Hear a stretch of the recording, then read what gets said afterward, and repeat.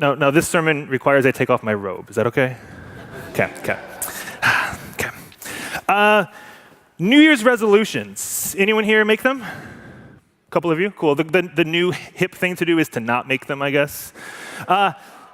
New Year's resolutions. The first New Year's resolution was made about 4,000 years ago, somewhere a ways away in Babylon. It would actually happen not in January because their New Year wasn't January. Their New Year was the lunar New Year. So it's more at that point when the sun is at, most amount of light. You know what I'm talking about. You have Google. So the lunar New Year is when the Babylonians would celebrate the New Year, and they would all make promises to their gods to return any borrowed objects and to forgive any debts. Not a bad resolution, huh?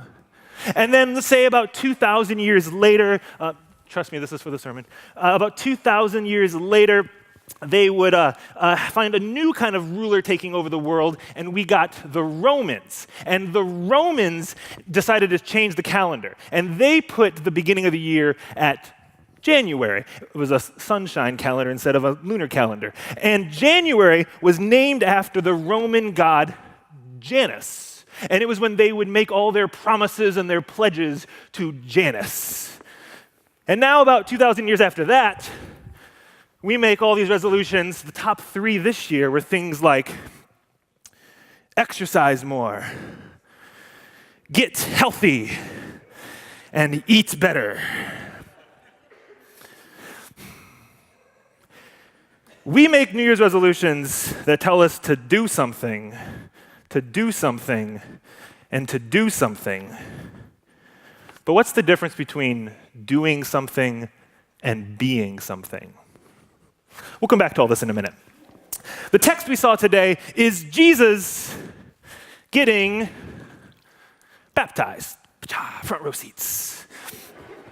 Jesus getting baptized, a tradition that the Jewish people would do. Actually, the Jewish people kind of started this thing, and the Christian people kind of hijacked it a bit. The Jewish people would have these ritual baths of these cleansing rituals, the mikvahs, which you can still experience and learn about today from many of our Jewish sisters and brothers who might even be here. And the mikvahs are this way of remembering that God is making you whole and righteous. Whereas in our Christian traditions, baptism is this way of remembering that you belong to God. So Jesus goes to the Jordan River because that's where people were going to be baptized by this new prophet named John. Jesus and John were cousins, so I'm sure this is not the first bath time they've shared together. This is before Facebook, so the photos aren't kept for posterity, but we can all imagine. Jesus shows up. John says, "Yo, cuz, I can't baptize you. You're kind of like the dude. Shouldn't you baptize me?" And Jesus is like, No. This is what it means to be human, is to know that you belong to God. So I, Jesus, too, have to go through this process. So Jesus goes down to the riverside, and he puts himself in the water.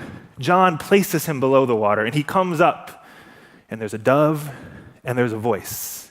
And the voice says, "You are my beloved." Beloved.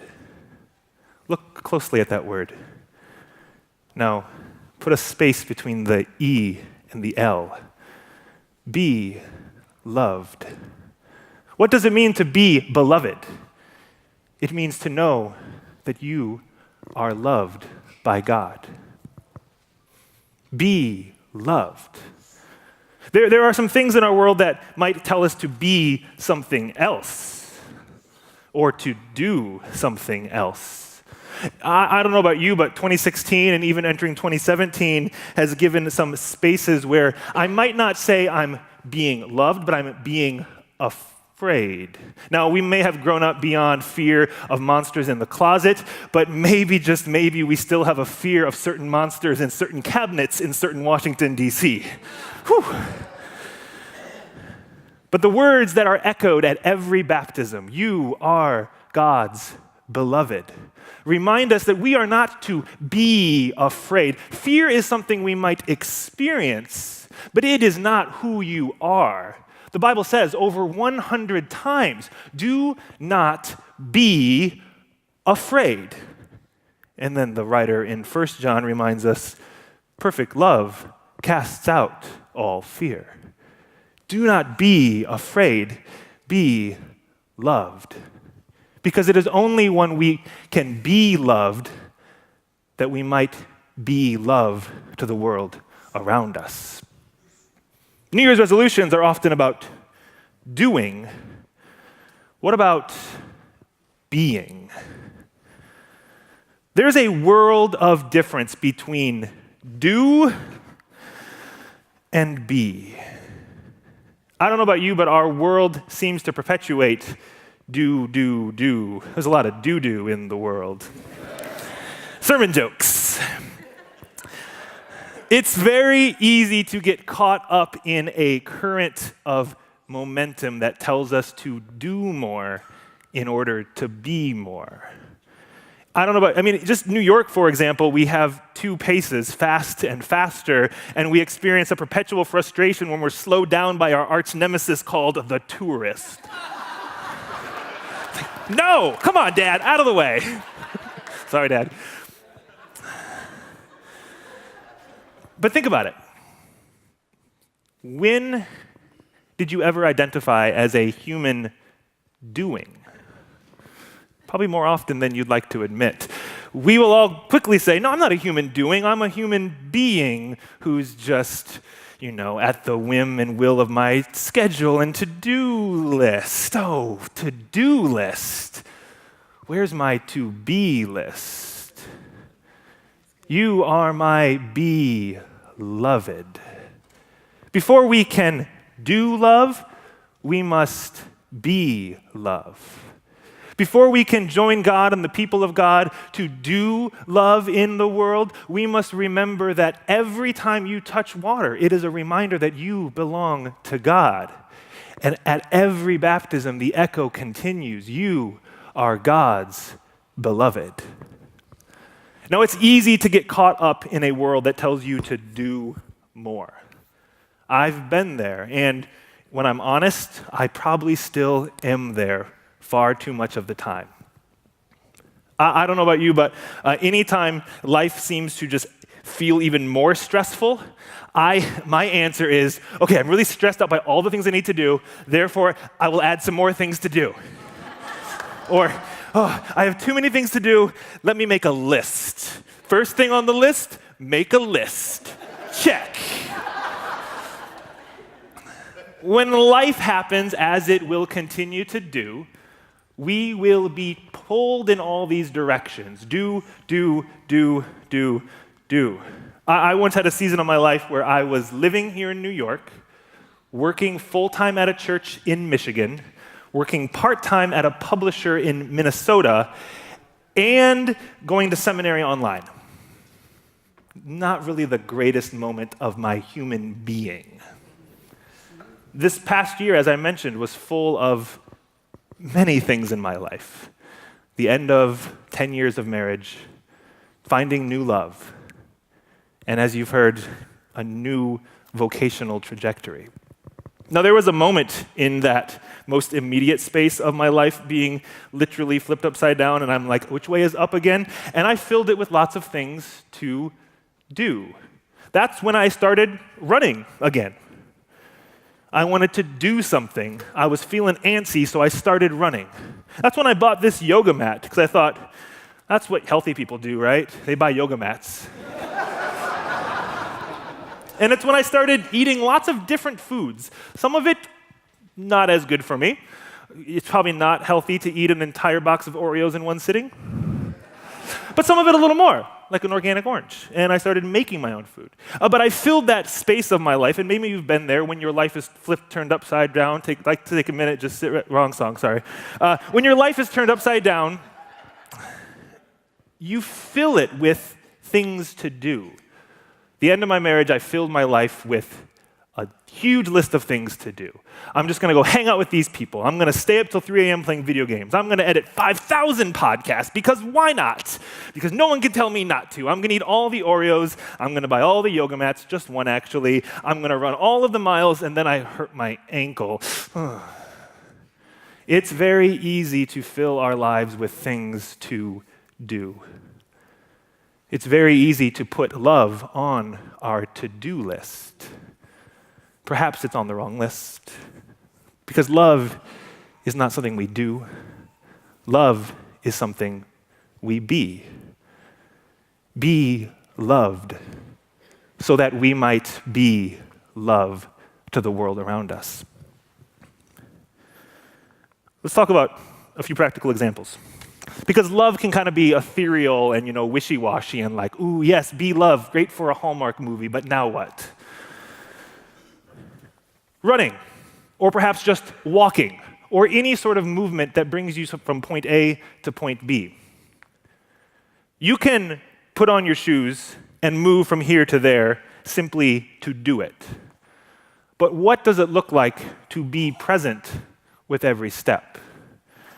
What does it look like for you to slow down in the fast-paced life of New York? Not just the mental fast pace, but the physical one. Maybe slowing down our physicality will help us slow down our mentality as well. When you put on your shoes, the shoes you're wearing right now, the shoes you will put on tomorrow morning when you go on a walk or a run or just think, maybe I should. When you put on any sort of footwear and walk on this sacred earth, love is not where we're going, but love is every step we take to get there. What does it mean for every step you take to be one filled with love, peace, joy? The miracle, Thich Nhat Hanh reminds us, is not walking on water. It's just walking on the earth. Most of us miss that miracle every day. So now when I run, it's not to go someplace or to try to escape the chaos in my mind. It's to slow myself down and to allow my breath to match the pace of my feet, and my body becomes the meter, and God is found even in that place. How about these things? When you buy a yoga mat, you have this feeling of guilt because you don't use it enough. And then eventually you do. I can proudly say 7 days in a row. Thank you very much. Means I've got 1 week out of 52 down. And I will be the first to admit that I do not have the flexibility. Oh, come on, this did not happen this morning. Okay, downward dog. These puppies do not like to go on walks. That's on camera now forever. Oh, that was a horrible mistake. But the yoga I've been practicing for this past week, it's been through an internet YouTube channel, Yoga with Adriene. Anyone out there doing the yoga revolution? She's quick to remind me that it is not about forcing myself into the pose. It is not about doing the pose or doing the stretch. It is about allowing yourself to experience the movement. Wait a minute, that's a good connection to what it means to join a movement for love and justice. Okay, back to yoga. It is about putting yourself in a position not to force it and be stuck and say, I did it, done. It can check it off my to-do list, but it's to allow your body into the experience, however far you may or may not reach. I have not touched my toes since like 4th grade. But you just let yourself be wherever you are, knowing that you are loved already there. And then we eat food. We have lots of options for food these days. I finished a long run the other day ago, and I told my girlfriend that I was craving Oreos afterwards, and I think she was like, have an orange instead. Our body craves lots of different things. And we can very easily turn something as simple and practical as eating food into another to-do list. Oh, I got to do this. Let me eat this while I watch this TED Talk and read this book and answer this email. Multitasking, human doing. Wait a minute, human being. What does it mean to hold the universe in your hand? This orange, grown in dirt, given life by sun and soil and rain, cultivated by insects and animals, and thankfully no pesticides on this one.